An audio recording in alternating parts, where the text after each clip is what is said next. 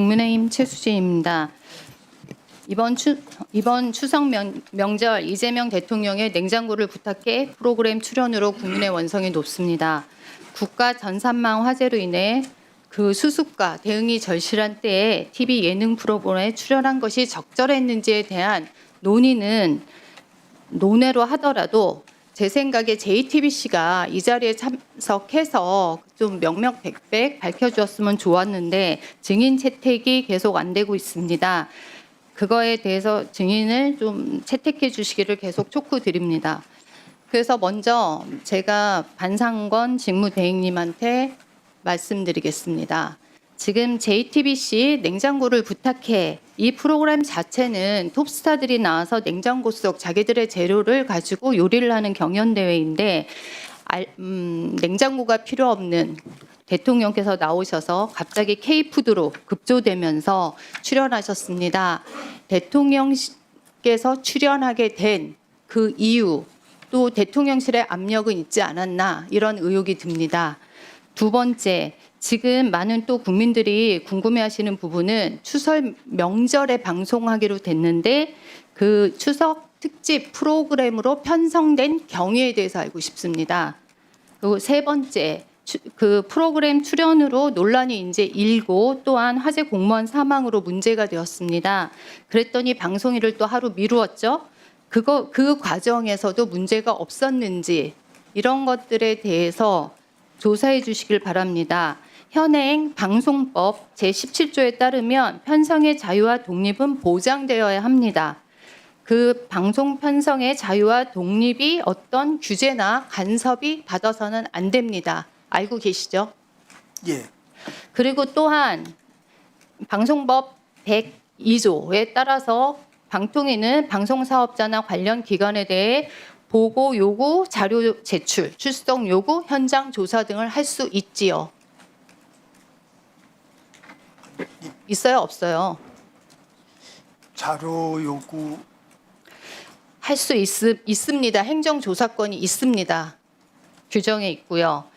그래서 지금 이 건에 대해서 조사를 해주시고 국민의 의혹이 있다면 국감을 통해 사실을 밝혀야 된다고 저는 생각합니다. 마지막 종감 때까지 이거에 대해서 저에게 충분히 자료를 제출해 주시기 바랍니다. 그다음 제가 M마켓 사업자에 대한 얘기를 좀 드리겠습니다. 지금 전 방통위가 M마켓 사업자의 구글, 애플 등의 불법적인 인앱 결제 과다 수수료, 결제 방식, 강제와 관련해서 과징금을 매겼습니다. 그때 시기가 2023년 10월인 걸로 알고 있습니다. 그런데 그 당시에 2년 전에 이미 구글이 475억 원, 애플 205억 원을 부과할 예정이었으나 지금까지 시행되고 있지 않습니다. 근데 올해 3월에 매출이 변화했죠. 그래서 과징금 부과액이 바뀐 걸로 알고 있습니다. 얼마인지 아십니까? 제가 정확한 금액까지는 좀 확인을 못했습니다. 구글이 420억, 애플이 210억입니다. 도대체 아시는 것도 없는데 여기 왜 나오셨습니까? 이래서 심의 안건만 마련하고 2년 가까이 과징금을 지금 부과하지 못하고 있는데 그 이유가 뭡니까? 지금 관련된 사업자가 낸 부분에 대해서 법적 검토를 계속 하고 있었고, 그다음에 매출액 연도가 바뀌면 매출액을 다시 받아서 산정을 해야 됩니다. 그런 부분. 빨리 받으면 되잖아요. 왜 2년이나 끌었냐고요. 그리고 위원회가 지금 의결을 할 수 없는 상황이 끼어 있었기 때문에 위원회 의결 사항이라서.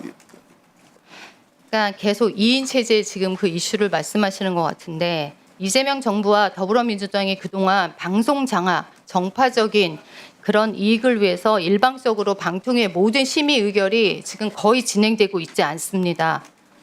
특히 구글과 애플에 대한 진짜 다국적 회사의 그 강력한 그 과징금마저 부과를 못해서 지금 우리나라에서 활기를 띠고 있는 상황입니다.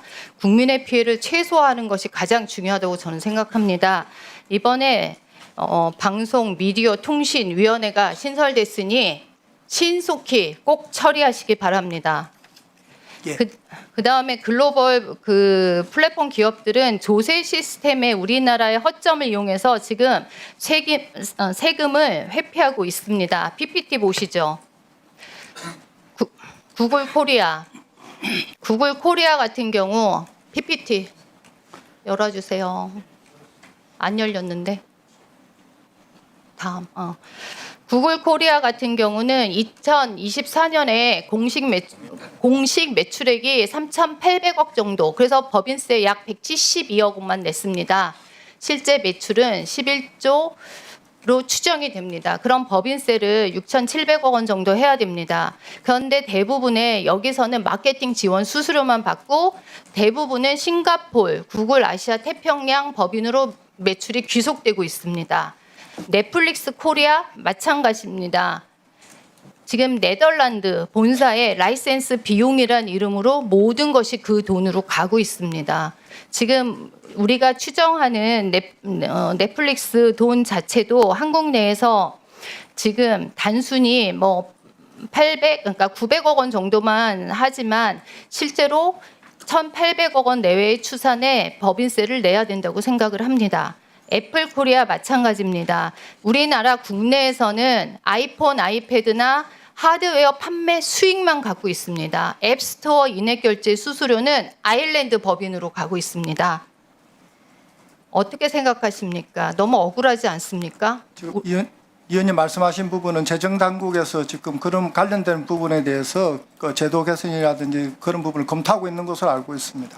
지금 이거는 작년에도 계속 얘기를 하고 있고 구글 코리아만 얘기했지만 지금 넷플릭스, 애플 전체 글로벌 플랫폼 기업들이 다 이렇게 하고 있습니다. 이게 언제까지 마련을 해야 되는지 지금 모두들이 좀 손 놓고 있습니다. 저는 방통위가 이거를 앞장서서 해야 된다고 생각을 하고요. 국세청, 금융이랑 함께 해서 이거에 대한 제도적인 것이 절실합니다. 어차피 뭐 오후에 나와도 별말 안 할 거라고 생각을 합니다. 그래서 실제로 네이버나 다음 카카오 같은 경우는 우리나라에서 10조, 7조의 매출액을 이루고 있는데 너무 턱없이 적은 수준으로고 또 실제로 우리가 추정을 했을 때 그 돈은 0. 몇 프로 거의 공짜로 장사하고 있습니다. 그 다음 이런 기울어진 운동장 꼭 저는 이번에 해결해야 된다고 생각을 합니다. 그리고 이런 것들을 해결할 수 있는 세금은 제대로 받으시고 법규가 마련되어야 됩니다. 특히 디지털 서비스에 관한 법안이 마련되어야 된다고 생각을 합니다. 지금 스위스나 프랑스, 영국, 뭐 캐나다, 하물며 인도까지 전자상거래에 대한 상품이나 서비스에 대한 세금을 받고 있습니다. 시행 시기를 보십시오. 벌써 19년도부터 만들어져 있고 2024년 1월까지 해서 다 만들고 있습니다. 그러면 직무대행님, 실제로 글로벌 기업의 이런 법인세에 대한 포괄적인 자료 제출 요구, 실질적인 조사 이런 거를 이렇게 우리가 합당하게 하고 법안으로 만드는 것이 바람직하다고 생각하지 않습니까? 예, 저 방미통위는 조사할 때 그 가진금을 부과하려면 관련 매출액을 받아야 됩니다. 그래서 그런 부분에서 자료 제출을 받을 때 그 관련된 사업자가 허위 자료를 내거나 미제출했을 때 현재 저희들 전기통신사업법은 가태료인데 공정거래법이나 개인정보보호법은 행사처벌까지도 있습니다. 그런 부분에 대해서 좀 규제의 실효성을 높일 수 있는 법 제도 개선이 필요할 거로 생각합니다. 지금 세계적인 추세가 디지털 서비스세를 받는 것이 세계적인 추세입니다. 그런데 우리나라는 지금 이런 것들에 손을 놓고 있습니다. 그러니까 국내에서 판매하고 있고 실제로 서비스를 하고 있고 그러면 세금을 내야 되는 건 너무 당연하지 않습니까? 우리 국민이 무슨 봉입니까? 이런 글로벌 기업에 대한 엄격한 법 집행을 통해서 국민의 저는 신뢰를 회복해야 된다고 생각합니다. EU 같은 경우 보십시오. 실제로 조세에 대한 직접적인 권한이 없습니다. 그럼에도 불구하고 EU의 경쟁법 내에 국가 보조금의 규정을 활용해서 조세 회피하는 데에서 우회적으로 제재할 수가 있습니다. 우리 전기통신법부터 시작해서 우리도 다양한 법제도들이 있습니다.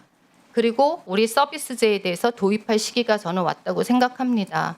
우리나라에서 돈을 쓸어 담고 우리 국민들이 정말 최고의 소비자임에도 불구하고 이런 것들이 해외로 빠져나가는 거에 대해서 강력히 이번 이재명 정권에서 이 부분에서 신경을 써야 되고 방미통위에서도 이 부분에서 해결해야 될 숙제라고 저는 생각을 합니다. 예. 하시겠습니까? 예, 방미통위 차원에서 할 수 있는 부분에 대해서 적극 검토하겠습니다.